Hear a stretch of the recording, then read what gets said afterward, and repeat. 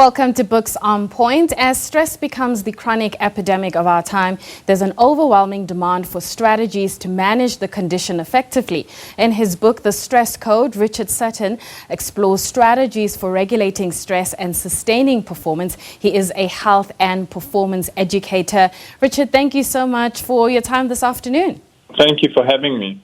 So let's talk about, some of your work experience. Many of you may not know that you've worked with athletes around the world, and you were also part of an Olympic team that made it to the winning stages.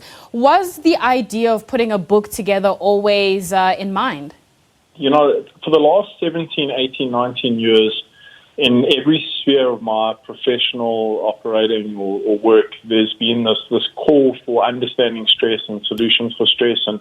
And one thing that became very apparent in my sporting career, and the Olympic team I used to work for the Chinese Olympic Federation, one thing that became really apparent in sports is the fact that they manage they under tremendous stress, but at the same time they manage their stress very successfully. And I looked into their strategic model in terms of overcoming the pressures and the challenges and the financial insecurity, the financial uncertainties that accompany injuries.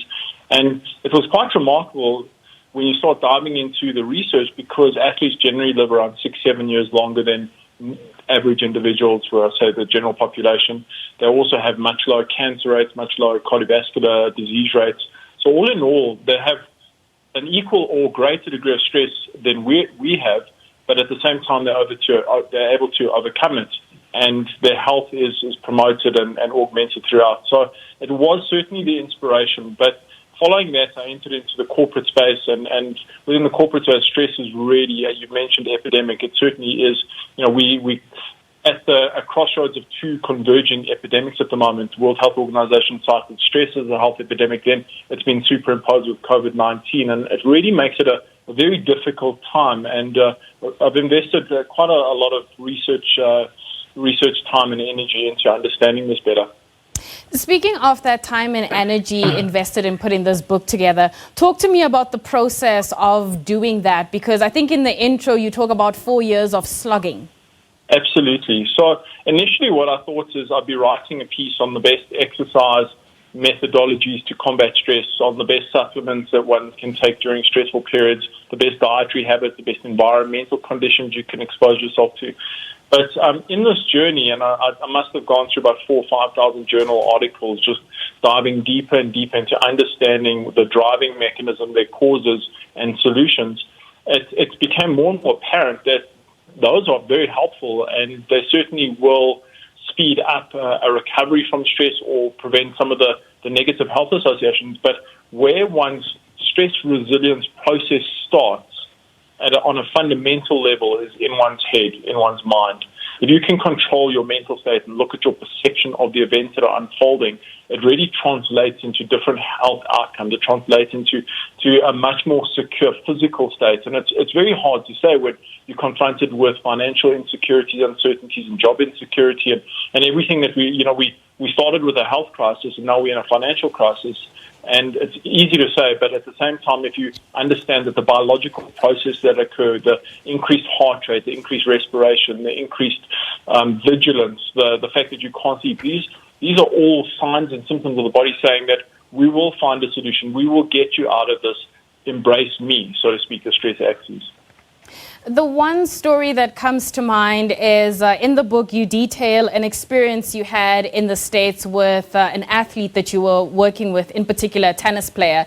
And at that time, your stress levels, not knowing what the issue was with the particular tennis player you were working with, and eventually you managed to turn that stress level into something that worked out for you, and for lack of a better description, you still maintained to keep your job. Tell us a little bit about how you managed to take a stressful situation and make it work for you.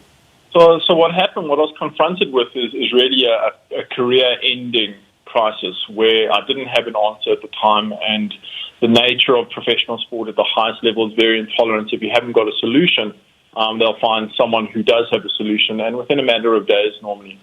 And what as it turned out is that this situation really put my career on a cliff, and it was if I didn't come up with something and I didn't create a positive outcome in that crisis, it would have been really the end of the road for me in many respects. And what it did was it triggered me into a state of hyperarousal. I was anxious. I wasn't sleeping. I wasn't focusing. My whole world had turned upside down. Everything that we're experiencing right now, the full feeling and the full effect of COVID-19 was intensified in a very short period of time. And the interesting thing is that I had two options. One is become subject to that experience, or two, harness it, because when we get stressed, we actually become more mentally sharp and clear. We have more energy. We have a lot of positive biological shifts that occur in response to that stress. And if we can tap into that, we can achieve incredible things. We can find solutions to situations that we believed were impossible to solve. And that's exactly what happened in the situation here, is that I harnessed this energy, and after not being able to find a solution after a couple of days, I was basically put on kind of a suspension, so to speak. And in that time, I was researching and trying to find solutions. And the fact that I wasn't sleeping gave me more time in the day. And as it turned out, I did find the solution, and it was transformative. It not only improved the outcomes and built my relationship and strengthened my relationship, it actually got me my dream job about 2-3 years later. So stress, when harnessed and when you can really tap into the value of stress is the whole response of stress is there to help us adapt and cope and survive the most difficult and hostile situations. And if we don't use it, it becomes very destructive in our own lives and in our own biological state. And that was really the first time I actually saw the value of stress. I wouldn't want to repeat that experience ever again, and I wouldn't choose to be stressed. But certainly when one is stressed, is to acknowledge that these visceral signs, the fact that your heart is pounding, the fact that you're breathing fast, it means that your body is preparing you for an answer, for a solution, to really come out of this as unscathed as physically and emotionally possible.